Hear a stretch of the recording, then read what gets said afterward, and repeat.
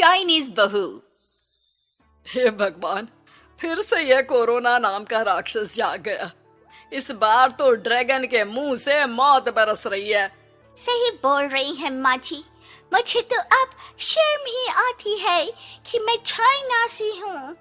न जाने क्या क्या खाती हैं, कैसी कैसी बीमारी फैलाती हैं। अरे बहू, लेकिन वहीं से तो तू भी आई है ना मेरी लाडो। तू तो अंडा भी नहीं खाती। माँ जी, अच्छा खासा सब ठीक हो गया था, लेकिन पता नहीं कैसे ये फिर निकल कर आ गया। काश चाइना वालों को थोड़ी सी और अकल होती तो आज हम लोगों से अपने यूं जुदा ना हो रहे होते।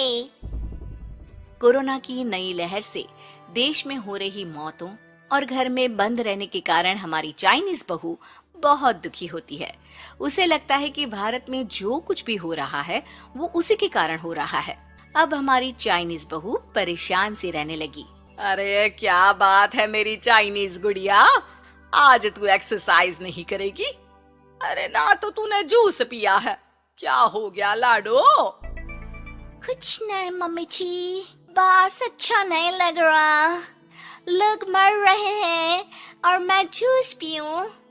माँ जी, चाइना से आई ये महामारी और मैं भी तो चाइना से ही आई ना। अरे अरे बेटा, ऐसा ना सोच। सास पूरी कोशिश करती कि वो चाइनीज बहू को समझाए कि इस बीमारी के लिए वो खुद को दोषी ना समझे, लेकिन माँ जी, मैं आज खाना नहीं खाऊंगी। अब सबका खाना बना दिया है। मैं कमरे में जा रही हूँ, प्लीज डिस्टर्ब मत करना। सास ने अपनी हंसती खेलती बहू का ये रूप तो कभी देखा नहीं था, लेकिन करती भी तो क्या। अगले दिन सुबह सुबह, अरे ये पूरे घर से स्वादिष्ट खाने की महक आ रही है। ये कौन है जो चाय बनने के वक्त लंच बनाकर तैयार कर रहा है? वो किचन में आती है जहाँ चाइनीज बहू ने शुद्ध वैष्णव खाना तैयार कर रखा था। अरे बहू, सोई नहीं क्या जो इस वक्त इतने प्रकार का खाना बना लिया? हाँ हाँ माँ जी, क्या करे, जब दिल में बोझ हो तो नींद नहीं आती। तभी तो मैंने सोचा मैं गरीब और जरूरतमंद लोगों को खाना पहुंचा दूंगी। वो ढेर सारा खाना रोज बनाती और गरीब और बेसहारा लोगों में बांटती। क्या कर रही है बहू? कितने दिनों से देख रही हूँ तू अच्छे से सोती भी नहीं है। क्यों कर रही है लाडो? क्या करूं माँ जी, मेरे देश के लोग जीवन की लड़ाई लड़ रहे हैं और मैं सो जाऊं, मुझसे नहीं होता। एक दिन चाइनीज बहू पीपीटी किट पहनकर खड़ी होती है। अरे ये क्या बेटा, खाना देने जा रही है या लड़ाई लड़ने? माँ जी, मैं कुछ दिनों के लिए घर नहीं आऊंगी। मैंने सोचा है कि मैं घर से बाहर रहकर कोरोना के मरीजों की देखभाल करूंगी। ओ प्लीज प्लीज आप मुझे रोकना नहीं। नहीं नहीं बहू, ये तो तूने बहुत ही नेक काम सोचा है। बस बेटा तू अपना ख्याल रखना। बहू वहाँ से चली जाती है, लेकिन सास की रोज फोन पर बहू से बात होती। घर पर क्या है माँ, क्यों भेज दिया तूने उसे? बाहर कितना खतरा है, उसे कुछ हो गया तो? अरे बिल्कुल चिंता ना कर, उसने सारे नियम कायदे को फॉलो किया है। अरे वो बिल्कुल ठीक रहेगी। और अगर मैं उसे मना कर देती ना तो उसकी अंतरात्मा उसे सोने नहीं देती। तू तो सारा दिन घर से ऑफिस का काम करता, लेकिन मैंने देखा है उसे कितना परेशान रहती थी कुछ दिनों से। हाँ वो भी है। उधर चाइनीज बहू लोगों का खूब ख्याल रखती, उन लोगों तक खाना पहुंचाती, उनके बच्चों की देखभाल करती। एक दिन बहू अपनी सोशल साइट देख रही थी तो उसे दिखता है कि एक आदमी ने बच्चों की देखभाल के लिए पोस्ट डाली है। बहू उसे फोन करती है। मैं आपकी कोई मदद कर सकती हूँ, प्लीज बताओ। दूसरी तरफ से आवाज आती है। मैं और मेरी बीवी दोनों ही कोरोना से पीड़ित हैं। हम लोगों के बच्चों को देखने के लिए कोई नहीं है, प्लीज हमारी मदद करो। हाँ हाँ बिल्कुल, आप परेशान ना हो, मैं आ रही हूँ। मुझे आपका एड्रेस बताओ। वो आदमी बहू को पता लिखवाता है। वहाँ वो पहुँच जाती है। ओह, ये किसे बुला लिया आपने? ये तो चाइनीज है, इसी के कारण तो हम लोगों का देश इस परेशानी से जूझ रहा है। अरे पर ये तो हिंदी में बात कर रही थी। तभी बीवी की ऑक्सीजन लेवल गिरने लगती है। ये क्या हो रहा है? आप टेंशन क्यों ले रहे हैं? जल्दी से इन्हें अस्पताल लेकर जाइए। रुकिए, मैं आपको एक अस्पताल में बेड भी दिला देती हूँ। वो मेरे अंकल का अस्पताल है। चाइनीज बहू फोन पर बात करके उन लोगों को बेड दिलाती है, जहां पति की भी तबीयत खराब हो जाती है और दोनों को बेड दिलाकर बहू घर में बच्चों की पूरी देखभाल करती है। सास का बहू पर फोन आता है। अरे मेरी चाइनीज गुड़िया, कैसी है रे तू? अरे माँ, पीछे की गली में ही हूँ मैं। वो खालिया लोग है ना, उन दोनों हस्बैंड वाइफ को कोरोना हो गया था। मैंने उन लोगों को श्रीवास्तव अंकल के अस्पताल में भर्ती करवा दिया है और अब मैं नमाज ही उन दोनों बच्चों का ख्याल रख रही हूँ। अरे जीती रहे बेटा, कोई जरूरत हो तो बता देना। नहीं माँ जी, सब कंट्रोल में है। बस इन बच्चों के माँ बाप ठीक होकर घर आ जाए। अच्छा माँ, इन लोगों के घर का फोन बज रहा है, मैं आपको थोड़ी देर बाद कॉल करती हूँ। लैंडलाइन में घर के मालिक का फोन था। हम लोगों की जिंदगी का कोई भरोसा नहीं है। यहाँ इलाज महंगा है और हम लोगों के पास पैसे नहीं है। जितना इलाज हो सकेगा उतना ही होगा। हमारे बाद प्लीज आप हमारे बच्चों को संभाल लेना। नहीं, ऐसे मत बोलिए, मैं अस्पताल वालों से बात करती हूँ।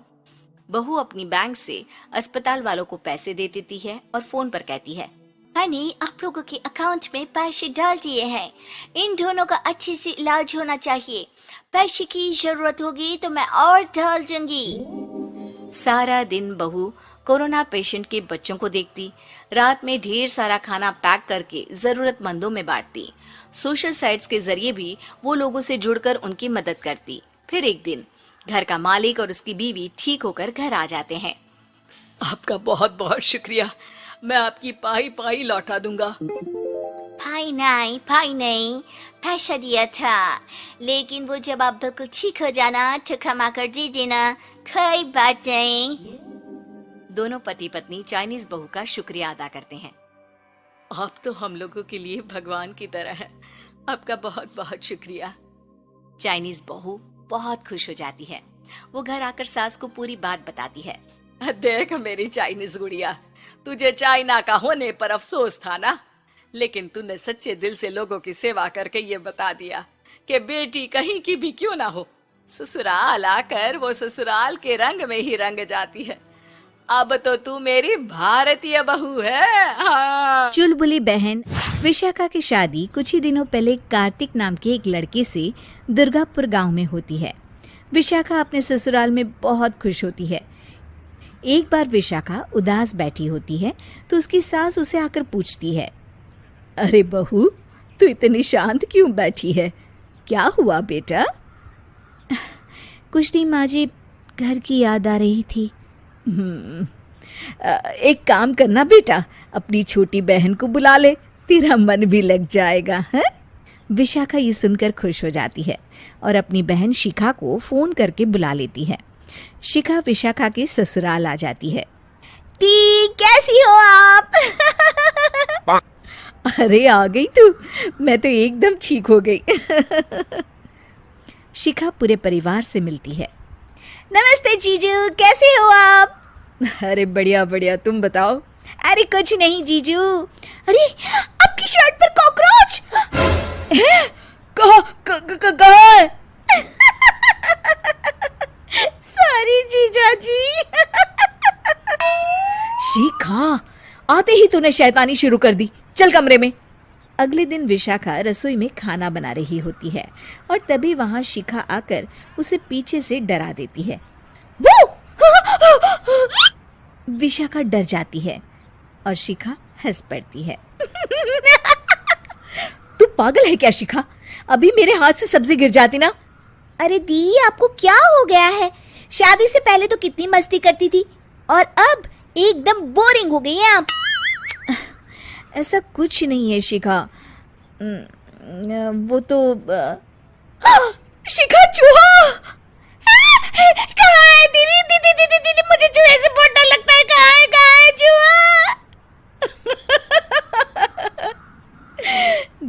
हाँ शिखा, मैं कुछ भी नहीं भूली, मस्ती करना भी नहीं।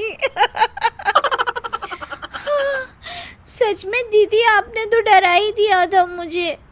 दोनों बहनें आपस में बात कर रही होती है। तभी शिखा को एक आइडिया आता है। दी, क्यों ना आज हम इन सबको डराए?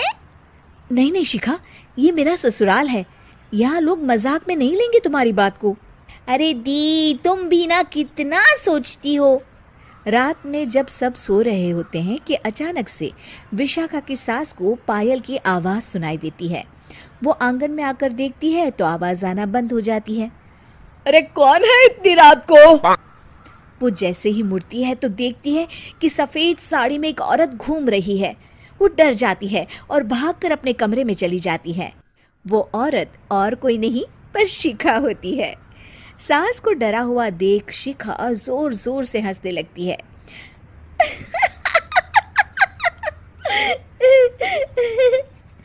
अगले दिन शिखा ये बात विशाखा को बताती है। ऐसा तुझे नहीं करना चाहिए था शिखा, ये मेरा ससुराल है और तू यहाँ ऐसे मजाक नहीं कर सकती। किसी को पता चल गया ना तो हमारी तो शामत आ जाएगी। अरे कुछ नहीं होगा दी, मैं तो सोच रही हूँ कि आज अच्छे से मेकअप भी कर लूँ तो और ज्यादा मजा आएगा। शिखा वहाँ से चली जाती है और विशाखा की सास ये सब सुन लेती है। ओह, तो ये सब शिखा का करा धरा है। रात में जब पूरा घर सो रहा होता है तो शिखा फिर से मेकअप करके आती है और पायल की आवाज़ फ़ोन से बजाकर टहल रही होती है घर में। तभी उसके ससुर आ जाते हैं। शिखा जैसे ही उनको डराती है वो अचानक से गिर पड़ते हैं और बेहोश हो जाते हैं। शिखा ये देखकर डर जाती है। अरे अंकल जी, क्या हो गया आपको? दी, जीजू, जल्दी आओ। अंकल जी उठिए ना। सारे घर वाले वहाँ आ जाते हैं। अरे पापा, क्या हो गया आपको? क्या हुआ शिखा, ये बेहोश कैसे हो गए? अरे तूने डराया क्या इन्हें ये चुड़ैल जैसा मेकअप करके? हैं? आंटी जी, मैं तो बस मजाक कर रही थी, मुझे नहीं पता था कि अंकल इतना ज्यादा शॉक्ड हो जाएंगे। तुझे पता है ये दिल के मरीज है। हे भगवान, इन्हें तो दिल का दौरा पड़ गया है। शिखा घबरा जाती है। क्या दिल का दौरा? तेरी वजह से आज इनकी ये हालत है। इन्हें कुछ भी हुआ ना तो तू जेल जाएगी, समझी? शिखा रोने लगती है। नहीं नहीं आंटी जी, ऐसा मत बोलिए, अंकल को कुछ नहीं होगा। तभी ससुर को छींक आने वाली होती है। वो छींक रोकने की कोशिश करते हैं लेकिन फिर भी उन्हें छींक आ जाती है और उनकी आंख खुल जाती है। अंकल, आप ठीक तो है ना अंकल? ससुर और सास हंसने लगते हैं। क्यों बेटा, सिर्फ तुम्हें ही मजाक करना आता है क्या? हैं? तो क्या पापा बेहोश नहीं हुए थे? अरे नहीं नहीं, मैंने ही प्लान बनाया था ये। पर क्यों माँ? क्योंकि विशाखा को लगता है कि ये उसका ससुराल है, उन्हें ऐसी मजाक वाली बातें पसंद नहीं आएगी। पर उन्हें ये नहीं पता कि अगर ये दोनों बहनें शेर हैं तो हम भी सवा शेर हैं। ये तो बिल्कुल सही कहा आपने आंटी जी।